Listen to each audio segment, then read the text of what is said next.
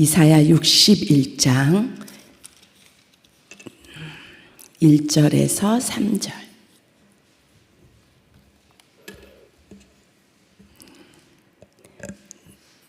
함께 읽겠습니다.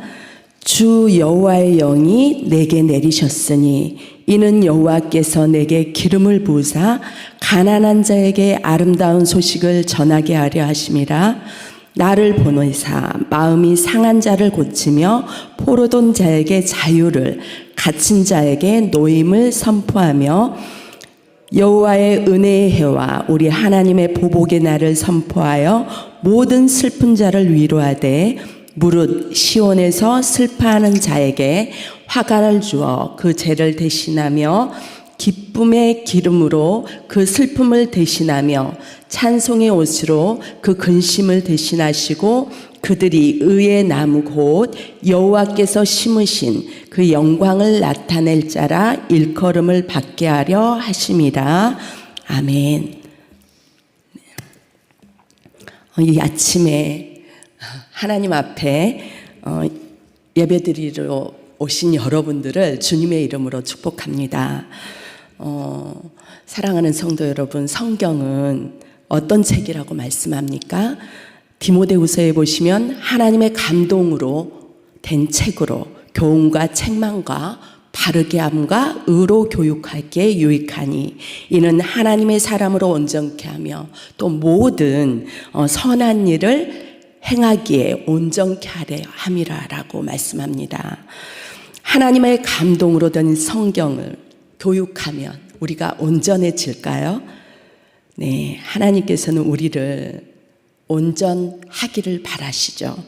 그런데 우리는 이 성경을 통해, 말씀을 통해, 주의 종을 통해 선포되는 말씀으로 교육해서 우리를 사용하시려는 의미도 있겠지만 하나님의 기쁘신 뜻은 우리 인간을 아름답게 또 행복하게 살기 위한 하나님의 넓고 깊은 사랑의 마음이 담겨 있는 말씀입니다.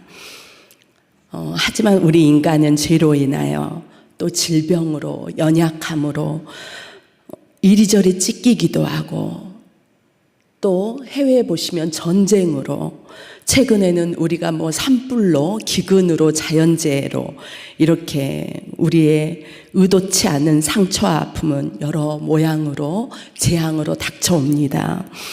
고난과 아픔과 그런 일들이 산산조각난 삶을 누가 판단할 수가 있겠습니까? 인간적인 관점에서는 하나님의 온전함을 덧입을 수도 없는 우리 모두는 나약한 인간인 것입니다. 아브라함의 아들 이삭의 아내 리브가가 쌍둥이를 임신하자 하나님께서는 그 태중에 이렇게 싸우고 있는, 그러니까 우리가 엄마 뱃속에서 아기가 막 이렇게 발길질 하잖아요. 그런 모습을 보면서 하나님께서는 두 국민이 태중에 싸운다라는 표현을 합니다. 태중에 갓난 아이를 먼 미래가 있는 그 나라를 대표하는 국민으로 바라보는 것입니다.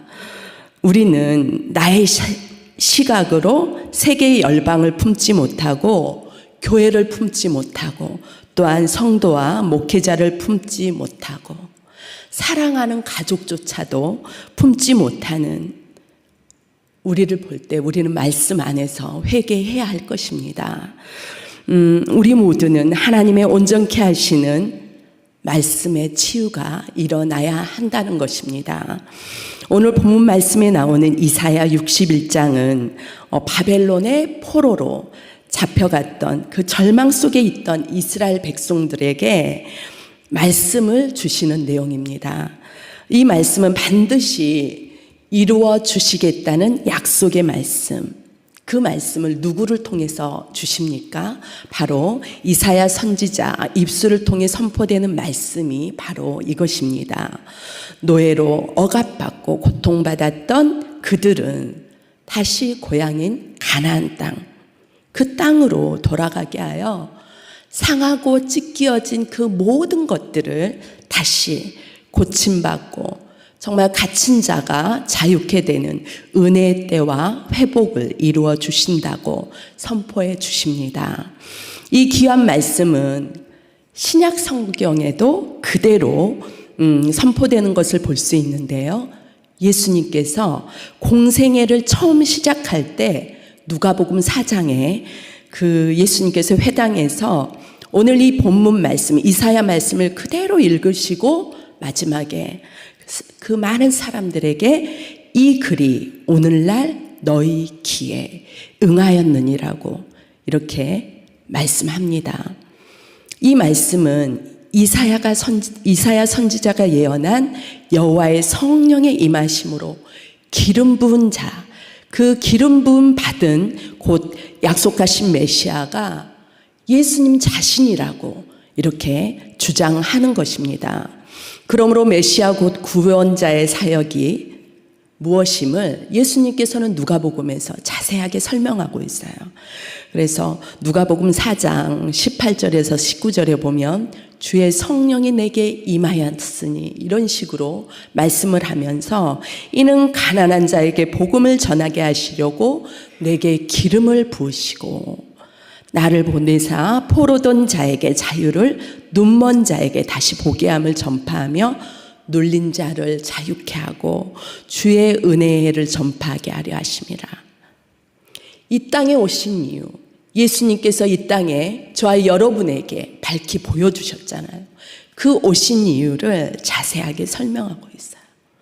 그런데 또 요한복음 10장 10절에 보시면 내가 온 것은 양으로 생명을 얻게 하고 더 풍성하게 얻게 하기 위해서 오셨다고 이렇게 말씀하고 있습니다.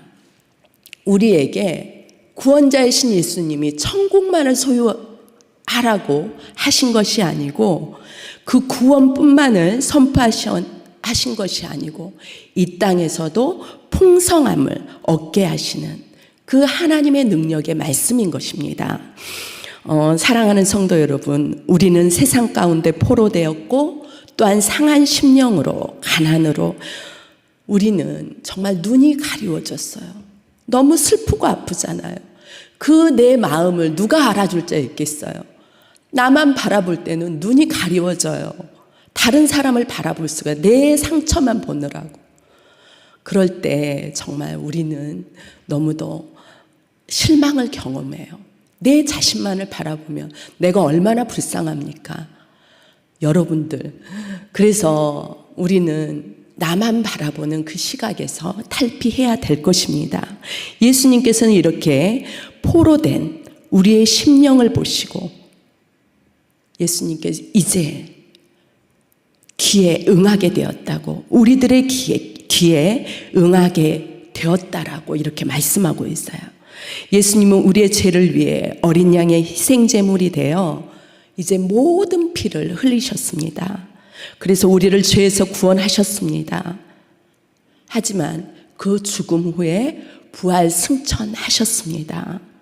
죽을 수밖에 없는 우리들을 그 죄로 가리워진 그 천국 복음을 끊임없이 듣게 하시는 하나님의 그 사랑은 이 시대에 성령님을 통해서 우리에게 감동을 주시는 것입니다. 오늘 우리는 치유와 회복을 경험한 성경의 두 인물을 통해서 은혜를 나누고자 합니다. 첫 번째 인물은 요셉입니다. 요셉은 아버지 야곱이 너무 사랑했던 라헬, 그 라헬에게서 노년에 얻은 너무도 귀한 아들이었습니다. 그 어느 아들보다도 야곱은 정말 처음에 레아와 또 그 신하들에게서, 하녀들에게서 많은 자식들을 받잖아요. 그런데 그 많은 아들 중에서 요셉을 너무 사랑해가지고 채색 옷을, 그 아들만 채색 옷을 입힌 거예요. 그랬더니 얼마나 그 형제들에게도 시기 질투를 받았겠습니까? 형들에게 미움 받은 것까지도 좋은데 또 꿈 이야기를 해가지고 불을 붙였어요. 꿈 이야기까지 하면서 요셉은 형들의 시기 질투의 대상이 되었습니다. 급기야 애굽 노예 상인에게 요셉이 팔리게 되는 비극을 맞게 됩니다. 노예로 팔려졌으니 이리저리 팔리는 신세가 되지 않겠어요? 그리고 감옥에까지 갇히는 그 파란만장한 삶을 우리는 알고 있습니다. 하지만 하나님께서는 그에게 보여주신 꿈대로 그의 인생을 설계해 가십니다.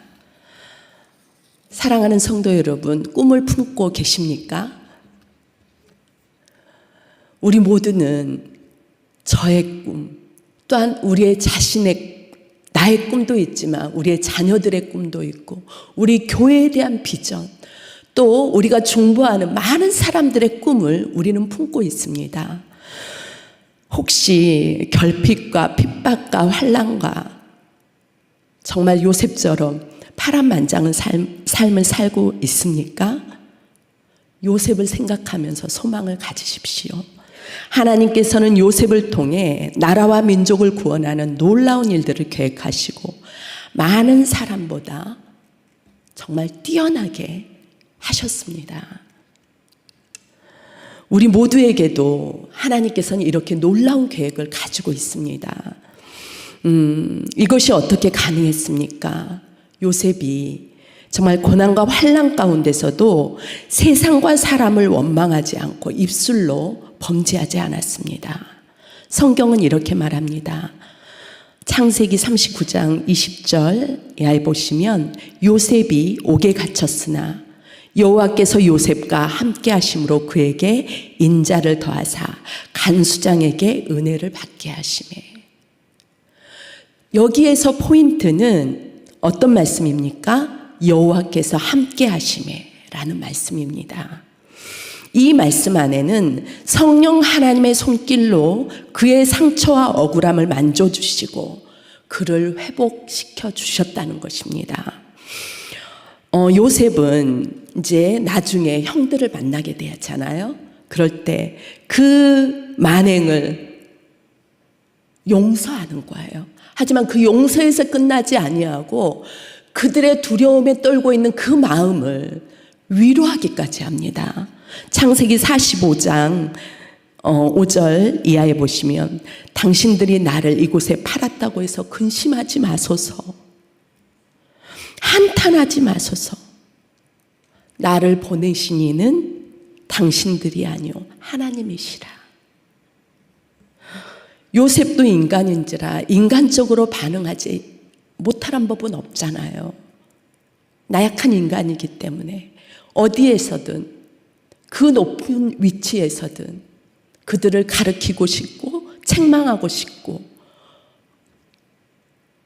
그 비난을 들춰내고 싶지 않겠습니까? 하지만 나의 감정보다 하나님의 뜻이 무엇인지, 하나님께 영광되는 삶이 무엇인지 요셉은 알았기 때문입니다. 저와 여러분은 요셉과 같은 그러한 견고한 믿음의 사람들이 모두 되어야 할 것입니다. 두 번째 치유와 회복의 인물은 사마리아 여인입니다. 어느 날 예수님께서 유대인을 경멸하고 상대조차 하고 싶지 않았던 사마리아 지방을 제자들과 함께 지나가십니다. 수가성이라는 지역에 물길로 나온 한 여인을 만나게 됩니다. 그녀가 어떠한 삶을 살았는지 성경에서는 구체적으로 얘기하고 있지 않았습니다. 하지만 그가 예수님과 나눈 그 대화 안에서 그가 어떻게 정말 험한 인생을 살았는지 짐작하게 됩니다. 정말 그녀는 중동 지방의 대낮에 뜨거운 태양빛 아래 물을 길러 나온 사람들의 시선을 피해 다녔던 여자임을 알 수 있습니다. 그리고 예수님께서는 말씀 가운데서 너에게 남편이 5이 있었고 지금 있는 그 자도 너의 남편이 아니니 내 말이 참되도다. 그녀의 과거 현재를 다 아시는 주님이시기에 그녀의 5번째 결혼 생활까지도 다 실패했다는 것을 예수님께서는 밝혀주십니다. 그녀의 삶에 업신여김을 받고 억눌리고 갇혀있는 마음의 상처를 끄집어 내주시는 거예요. 우리 모두는 정말 상처가 있습니다. 그 상처가 예수님 안에서 끄집어내 보여지지 않을 때 어떻게 상처가 치유될 수 있겠습니까? 그 누구도 그 한많은 인생에 포로된 굴레를 풀어주고 구원할 자를, 그 여자분은 누구에게 말할 수 없잖아요. 그 상처를 내보일 수 없잖아요. 나의 치부를. 구원할 자를 기대할 수가 있겠습니까? 생각조차도 하지 않았을 것입니다. 하지만 전혀 예상하지 않는 장소에서 만난 예수님을 통해 자신의 문제를 깨트려 보시는 예수님, 그녀의 목마름을 해결해 주신 말씀이 요한복음 4장 13절 이하에 보십니다. 이 물을 마시는 자마다 다시 목마르려니와 내가 주는 물을 마시는 자는 영원히 목마르지 아니하느니 내가 주는 물은 그 속에서 영생하도록 솟아나는 샘물이 되리라. 그녀는 자신과 나눈 그 내용, 예수님께서 자신과 나눈 대화를 통해 자신을 구원해 주시길 바라는 메시아임을 그가 알게 되었습니다. 이스라엘 백성들은 그때 당시에 메시아, 구원자가 온다는 것을 기대하고 있었어요. 저와 여러분처럼요. 우리는 구원할 자를 기다리고 있습니다. 사마리아 여인은 예수님과 이야기를 나눌 때 메시아, 그리스도인임을 알았습니다. 그리고 요한복음 4장 29절에 세상을 향해 외치고 있어요. 내가 행한 모든 일을 내게 말한 사람을 와서 보라. 이는 그리스도가 아니냐 라고 외칩니다. 이러한 행동을 통해 우리가 알 수 있는 것은 그녀의 상한 심령이 주님으로 인해 치유를 받았다는 것입니다. 그녀의 목마름은 주님을 만난 한 번의 사건으로 인해 영원히 목마르지 않게 된 것과 같이 저와 여러분도 한 번의 만남을 통해 일평생의 신앙이 결정되는 것입니다. 그래서 우리 모두는 이 새벽 제단을 통해서 가란 심령을 치유받고 믿음을 키워나가서 나만이 아닌 많은 사람들에게 메시아 그리스도임을 선포해야 되는 것입니다. 저도 사역을 하면서 많은 사람들과 대화하는 가운데 느끼는 것은 정도의 차이는 있지만 각자 상처와 고통의 고난을 안고 살아간다는 것입니다. 우리가 겉으로 보기에는 별 문제가 없게 느껴질지라도 그 상처가 치유되지 않는 한 저절로 아물지는 않습니다. 그래서 우리는 여전히 상처를 대물림하고 재생산하고 고씹고 한 말 또 하고 또 하고 또 하고 그럴 때가 얼마나 많습니까? 그 상한 심령이 치유되지 않았기 때문에 나만 생각해서 말하는 그런 상황이 재반복된다는 것입니다. 이러한 하나님의 마음은 말씀을 통해서 치유하길 바라십니다. 우리가 오늘은 61장을 봤는데 하나님의 소망의 말씀은 그 60장에 보시면 새로운 출발의 말씀을 우리에게 선포하고 있습니다. 60장 1절에 보시면 일어나라 빛을 발하라 이는 내 빛에 이르렀고 여호와의 영광이 내 위에 임하였느니라라고 우리에게 시작을 선포하고 있습니다. 우리는 사망의 그늘에서 좌절과 절망 가운데 정말 하나님을 마음에 두기 싫어했던 자들입니다. 우리는 지난 날을 회개했고 그 회개 앞에 예수님을 통해 우리는 치유를 받았습니다. 그리고 믿음으로 하나님의 자녀답게 그 빛을 바라며 영광을 드러내는 삶을 우리 하나님께서는 바라고 있다는 것입니다. 이사야 시대 유대인들은 주 여호와의 신이 임하게 될 자가 누구인지를 알았어요. 서두에서도 말씀드렸지만 메시아, 기름 부음 받은 자, 그 사람들을 기다리고 있었어요. 그 사람을 기다리고 있었습니다.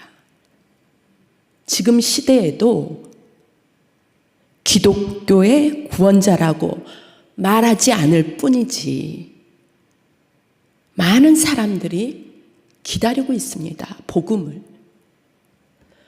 무수히 많은 사람들이 복음을 기다리고 있어요. 모양과 형태만 다를 뿐이죠. 그래서 이사야 선지자가 예언한 그 700년 후에 나타나실 그 나사렛이라는 그 작은 동네 목수 예수님을 이사야 선지자는 선포하고 있습니다. 예수님께서는 그 말씀을 읽고 오늘날 이 귀에 응하였느니라 라고 말씀을 선포해 주셨습니다. 바로 너희가 찾던 메시아, 그 이름을 선포하시는 저와 여러분이 되어야 할 것입니다. 그러나 그 자리에 있던 유대인들은 그 당시 목수였던 요셉의 아들이라는 이유로 메시아를 받아들이지 않았습니다. 우리는 정말 편견과 선입관을 조심해야 합니다. 예수님께서 그들에게 믿음 없음을 책망하자 예수님을 낭떠러지로 밀고 가서 밀어서 정말 죽이려고 했던 사건까지 일어나는 것입니다. 완악한 인간의 마음을 보여주는 예입니다. 우리 인간은 완악할 때 얼마나 무서운 죄를 짓는지 모릅니다. 저 사람이 사라졌으면 좋겠다. 내 삶에서 없어졌으면 좋겠다. 사랑하는 성도 여러분, 우리의 삐뚤어진 시각과 완악함을 제거하시기 바랍니다. 우리는 예수님을 통해서 상한 마음을 고쳐주십니다. 얽매이고 눌린 영혼을 자유케 하시고 믿음을 취하게 하시는 거예요. 우리는 말씀으로 믿음을 취해야 하는 것입니다. 그래서 예수님께서는 우리에게 초청을 합니다. 수고하고 무거운 짐진 자들아 다 내게로 오라. 내가 너희를 쉬게 하리라. 우리는 이후 초청 주일을 이제 앞두고 있습니다. 우리가 많은 그 초청자들을 어제 이름을 써서 올려드렸는데요. 하나님께서는 우리에게 정말 무거운 멍에를 주지 않았어요. 그래서 내 멍에는 쉽다. 그러니까 나의 겸손을 배우고 온유한 주님을 배워봐라 라고 하면서 나는 마음이 온유하고 겸손하니 나의 멍에를 베고 내게 배우라. 그리하면 너의 마음이 쉼을 얻으리니. 우리에게 참된 안식을 예수님께서 누리게 하십니다. 사랑하는 성도 여러분, 정말 교회를 사랑하십니까? 오늘 본문 말씀에 보시면 시온은 교회를 상징합니다. 주님의 몸된 보이는 교회와 저와 여러분 안에 성전 삼고 있는 성령님, 보이지 않는 교회가 있습니다. 우리 모두는 아물지 않는 마음의 상처와 그 여러분을 얽매이고 있는 떨쳐버리기 원하는 육신의 연약함이 있습니다. 이 모든 연약함과 얽매이기 쉬운 죄를 예수님 앞에 내어놓고 기도함으로 상한 심령을 치유받길 바랍니다. 그럴 때 하나님께서는 포로된 저와 여러분의 그 갇혀놓은 모든 자유를 해방해 주시는 것입니다. 우리의 모든 상처와 고통을 회복하시고 치유하시는 그 선하신 능력을 우리 치료받고 그 은혜를 선포하는 저와 여러분 되시길 주님의 이름으로 축복합니다. 그래서 치유하시는 하나님을 경험하는 이 새벽 시간이 되었으면 좋겠습니다.